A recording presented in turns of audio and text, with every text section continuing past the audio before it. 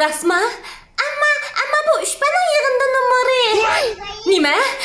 Özümle besi olay. Edebiyatda neçe? Bir numar. İngiliz tilidachi. Ne numar? Özümle tutup olay. Bu qitim matematik imtihonini yaxshi beribsan. İngiliz tili bilan matematikani o'xshashdan yo'l oldi. Bir kichkinani qo'shganda naq 100 bo'ladi emasmi? 100 numar. Bo'lgan sir Moskva qo'shqa omroq bo'lib qoldim. Nemishqa?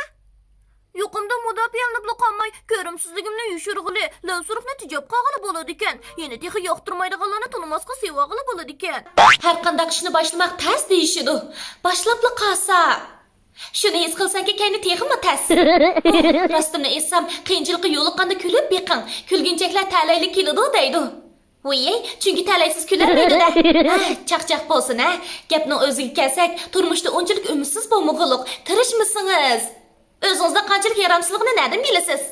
Voy, o'tib qora. Yaqinlashmang. Yiroq turing. Yana yaqinlashsangiz, men bu yerdan sehrayman, Jumo.